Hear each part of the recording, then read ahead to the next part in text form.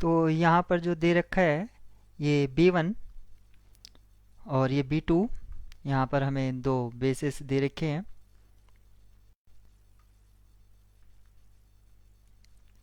ये B1 आपका दे रखा है यहाँ पर, और ये B2 दे रखा है। ये बेसिस हैं R2 के, और ये ऑर्डर्ड बेसिस हैं, मीनिंग इनके हम ऑर्डर चेंज नहीं कर सकते, यानी कि आगे पीछे नहीं कर सकते।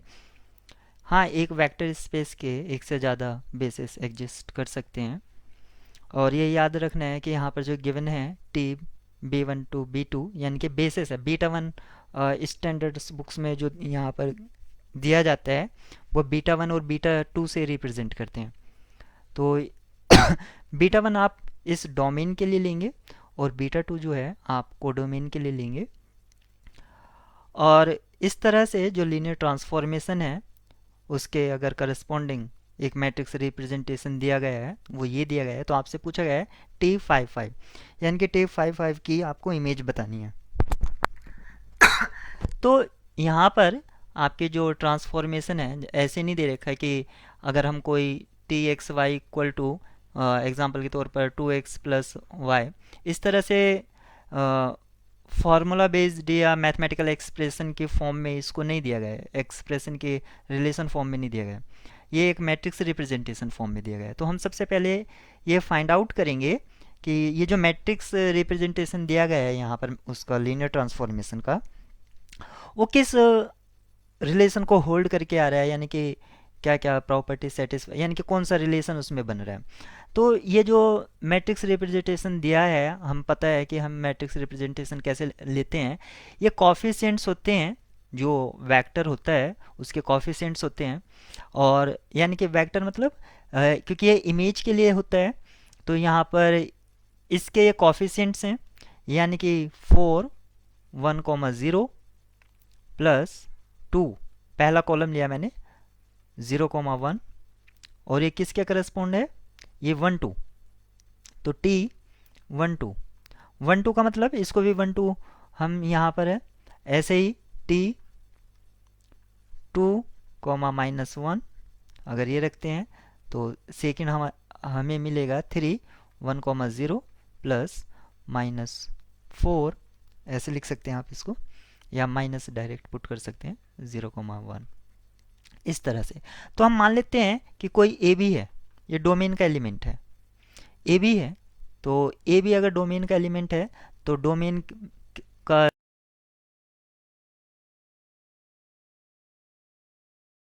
लिख रहे हैं, यानी कि 1,2 +2, अब इसके जो कॉफिशिएंट्स हैं, जैसे ये यहाँ पर 4 और 2 आ रहे थे, हमने इसको मान लिया कि इसके कॉफिशिएंट x और y हैं।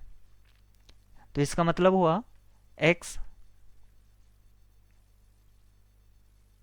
+2x, और ये हो गया 2y -y। तो ये यहाँ पर हो गया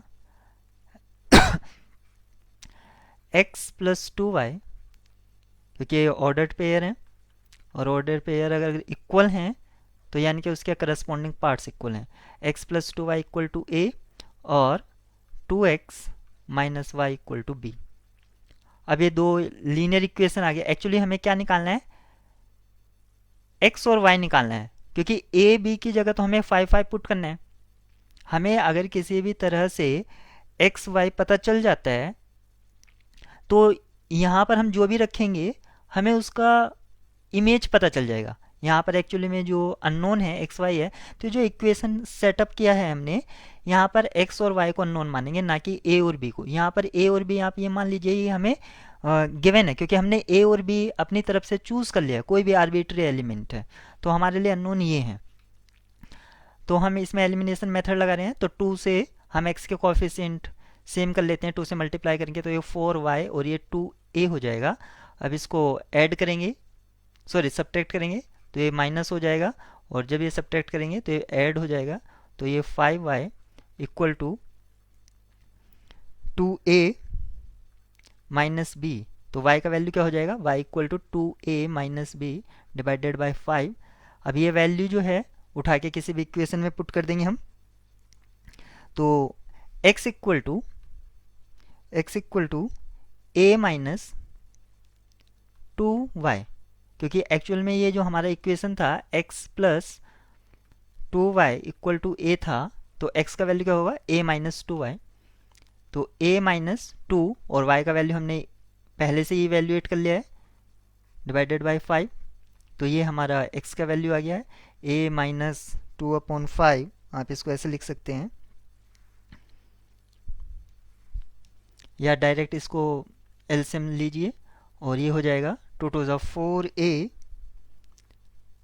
और minus minus plus 2 times b divided by 5। और इस पूरे एक्सप्रेशन को जब हम सॉल्व करेंगे तो यहाँ से a plus 2b equal to 5।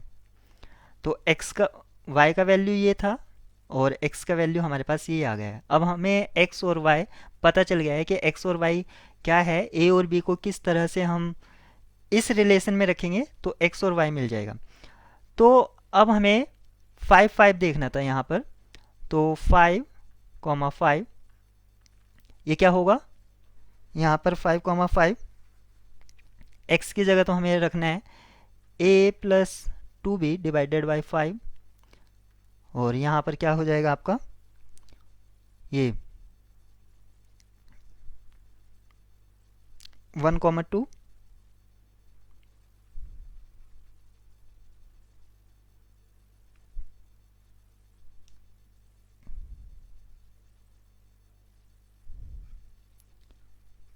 और y है आपके पास 2a minus b divided by 5,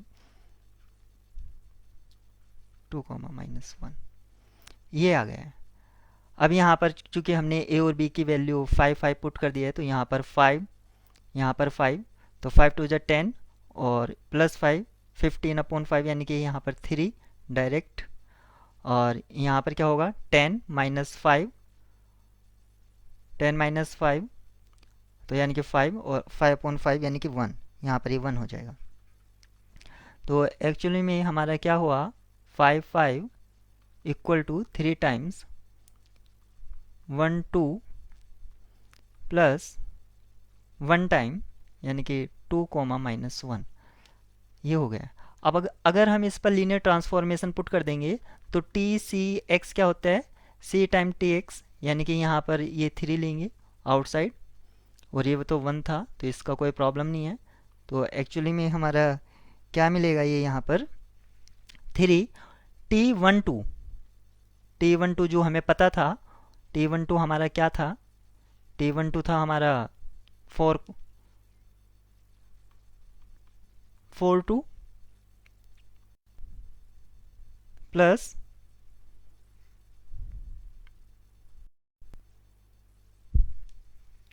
T2 minus 1, ये था हमारा 3 माइनस 4।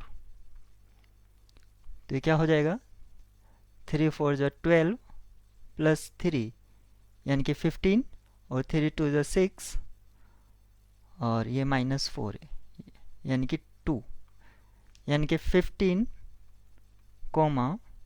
2, 15,2 यानी कि ऑप्शन डी यहाँ पर करेक्ट है। तो ये आपका आंसर हुआ, सिर्फ इसमें एक ही करेक्ट आंसर होगा।